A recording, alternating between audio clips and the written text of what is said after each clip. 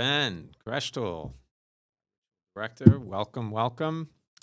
Good morning, Rabbi. This week's podcast about the Sedra, Torah portion of the week. Jeremy behind the glass, as always. Jeremy, happy Monday. We're recording this. It's a Monday today. Today Monday? Today is Monday. Yeah, it's Monday. This is It will broadcast. be Thursday when this is broadcast. Broadcast Thursday. Thursday. What is time? So why aren't we doing it Thursday morning?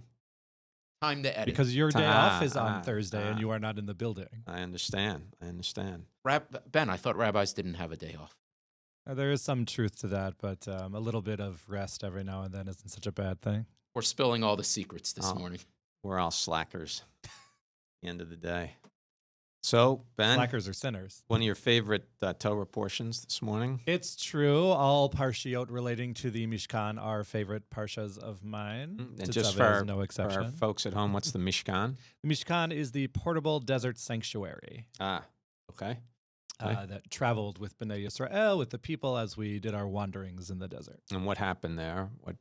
What was it used for, the Mishkan? The Mishkan is commanded by God to instruct the people on correct worship. And so the Mishkan is used as a way to offer sacrifices and clear up sara'at and purification, holiness, and a place to physically represent God's presence amongst the people. Okay. So Ra'at being It's a skin disease. kind of skin disease. I don't like to translate it. It's been mistranslated for a long time. Yeah. But it's a skin disease that I believe it's from God, not from the earth. It's not an earthly. Okay. I believe it comes from God. Okay.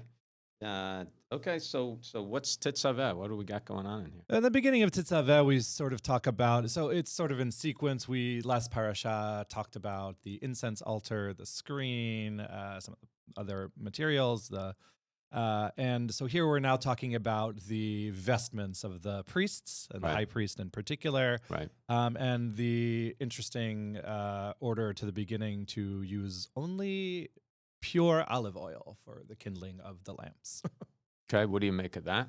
I mean, olive oil is very nice. It's good and holy. It is Good for one of cooking. the 7 species of the land that is considered holy by God. Also happen to be very good for lighting fire. Laha'alot ner tamid, as the text says.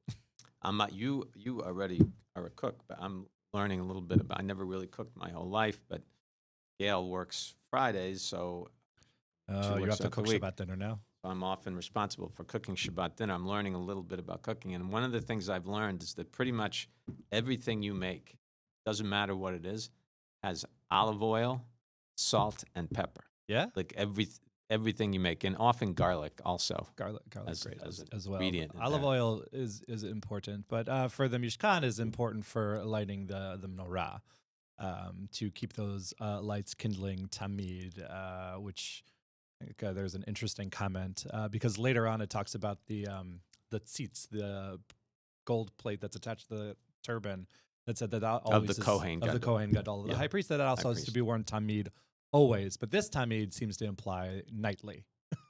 Right. It's As a little opposed to continuous burning. right, because how could it have been continuous? Yeah, you you know? have to go in there all the time. And Particularly refresh the since oil. occasionally they were moving it. I mean, you know. And I use oil for my Hanukkah menorahs. Yes. So I'm Yes. familiar with how it works, and it would be complicated to do. Yeah, I mean, regularly. probably not possible, actually.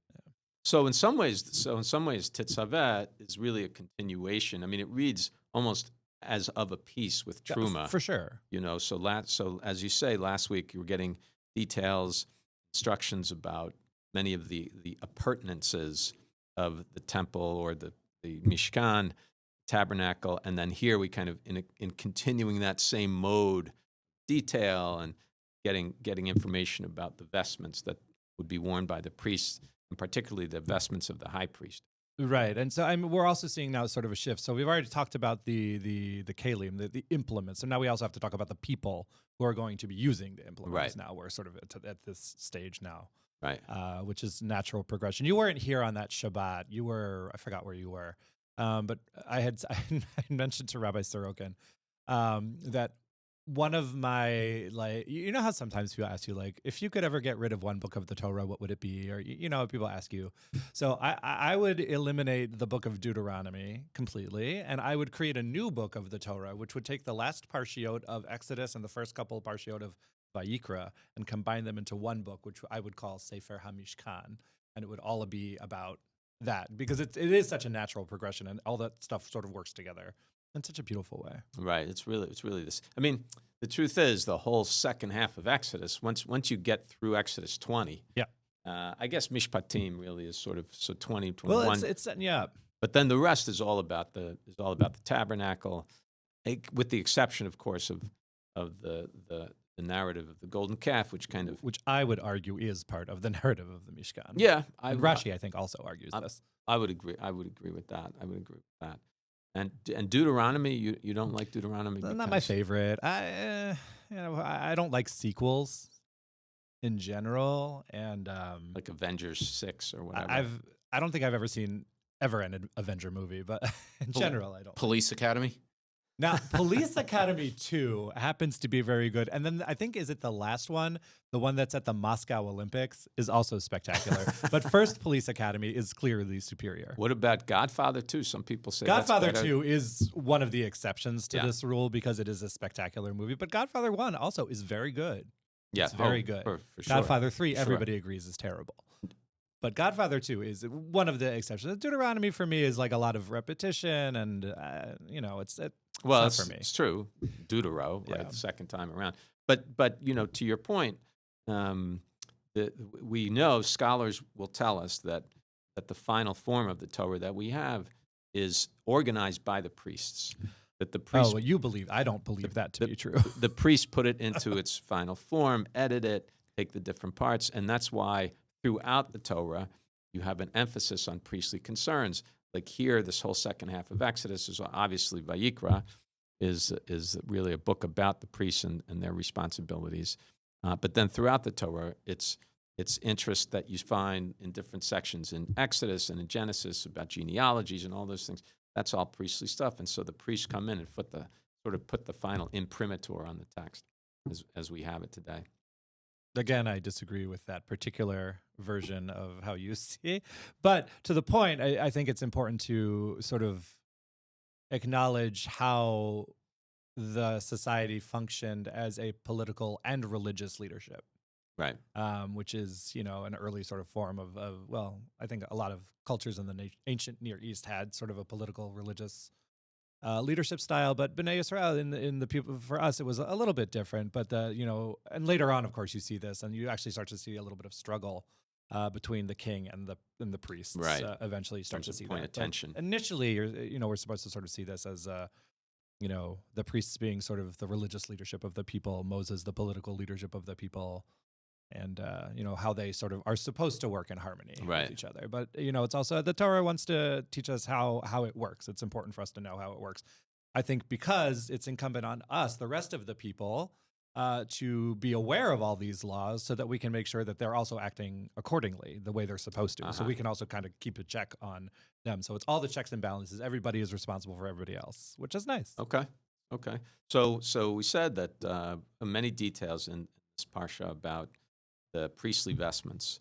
So my question for you, do the clothes make the man? I think in this particular instance, yes. I've long been obsessed with the idea of clothes in the Bible because I think it's really interesting. It's when you look at Joseph and how his clothes change over his story, the priest as well. And you see this a lot, the way clothes, do they make them? Is it the clothes that makes the man? So for Joseph, I think it's not the clothes, right? It's Joseph and Joseph's character progression and the way he changes, because every time he changes like an element of himself, he gets a new set of clothes. Right. So it's not the clothes necessarily, although one could argue the coat maybe was a little problematic. But I think, for the high priest, though, this set of clothes, and the priests in general, is setting them apart from the rest of the people. And I think that the vestments of the high priest in particular, they do make the man, right? Because the high priest is selected by God. God chooses the high priest. And then God is the one who instructed how the clothes should look. And so the high priest, it's not anybody who can wear it. That's a person chosen by God. Right. So I think that in this case, the clothes do make the man. Okay.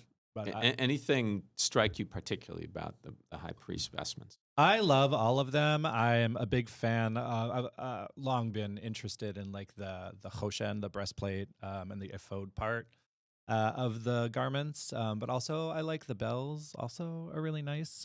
They found a couple years ago a tiny bell in Jerusalem. They're not 100% sure where it came from, but it seems to match the same size, and it is a little pomegranate bell. And so what they did was they took the bell and they recreated the sound of it 70 times or 77 times, however many bells were around the hem, to see what it would sound like as the Kohen Gadol would walk. The bells would sort of ring and announce his presence, but it's not like a harsh. It's like a very beautiful sound, like a gentle tone. It was really very interesting that they sort of did that because like a running brook. Yeah, something like that. You know, a beautiful sort of sound to announce his presence and to let folks know, what's going on. So the high priest, it's an interesting character. A lot of responsibilities for sure. And what about the breastplate? Tell folks about the breastplate. So it has these 12 stones on it. Right. We have some representations of it throughout the building. It's very common motif to see on like Torah scrolls these days. Yep. The Torah's breastplate is a reminder of the Kohen Gadol's breastplate. And it has, 12 stones on it with each of the tribes' names inscribed. And then, the whole works with a shoulder with all the tribes' names as well. I think that the priest, it's to remind the priest also that he serves a greater community as a whole. Right. So it's not just him, with God, although, he does do a lot of individual sacrifices, but he does most of the stuff on behalf of the people. And I think that breastplate is there to remind him that, he's just one person in a greater community that he serves, and to God as well, because that breastplate also is like the Urim and the Tumim, this oracular device, fits behind it and helps the political leadership determine what are the appropriate actions to make. It's very interesting. And it's just, there's a beautiful piyut from Ben Sirach. It's called Mare Kohen. Traditionally, it was recited on Yom Kippur. Yes. It's a beautiful poem about how splendorous the high priest would look when he would emerge from the temple, from the Holy of Holies on Yom Kippur.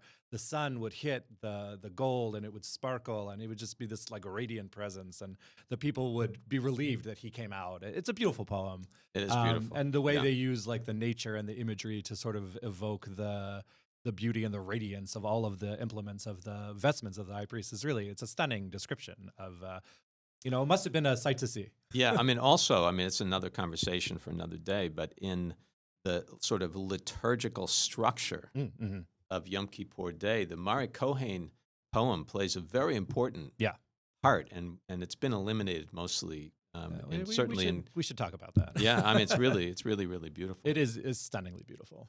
We're getting the sign from our minder that we have about 1:44 left. And radio time, Jeremy, that's an eternity, 1:44. They ask questions. There's like 3 seconds. They say, you have 3 seconds. Please respond to this question. Then they ask a question you could give like a doctoral dissertation on. But very quickly, a question for you. So last week in Truma, we read all those details about the altar and all these parts that were used at the temple. And almost all of those are reflected in our sanctuaries today. Almost all of them. So we have the Shulchan, we have the Aron Kodesh. You could go down, even the menorah, right? You could go down the line. But here in Tetzaveh, we have a description of these vestments, and those are not used any longer. That's not true. Where would you see them? On the Sifrei Torah, the Me'il. Okay. Right? Okay. Ketonet tashbetz mitznefed ve'avnet. Right, the me'il, the coat of the Torah, the breastplate of the Torah, all these are done usually in silver, and a lot of these were gold, but the precious metals to be used, the Torah, I think, is the representation, the clothes of the Torah. Okay. Sort of make the... So the vestments described here, we see them still today symbolically in the way the Torahs are dressed? Okay. I would. Okay. What about taliot, as you would say? Talit that we wear now today, that big talit gadol. What is that really? Well, I guess you could make that argument as well, but it doesn't have a lot of the same, not all the extra stuff. Like the Torah has like all this for sure stuff. A talit is a talit. But I think the talit is, a garment that we wear to sort of separate ourselves and remind ourselves that we are Am Kadosh, we are a holy people. And a Mamlechet Kohanim, we're a nation of priests. Exactly. Now that the temple has been destroyed temporarily, please God, speedily in our days it should be rebuilt. But as we're in this time period, we all are a nation of priests, so it's incumbent upon us all to take on that mantle, that role. And the talit, I think, is a symbol of that. Yeah, you can idea. argue It's sort that. of a democratization Yeah, of that sense of who can be a priest in the tradition. I would agree. So, folks, we're at the end. Our minder, Jeremy, is telling us that he's got to go out and get some coffee or something. So, as always, Ben, great to be with you. It's a Appreciate pleasure. it. Thank you so much. And appreciate folks taking the time to listen in or to watch. And we'll see you next week. Shabbat shalom. Shabbat shalom.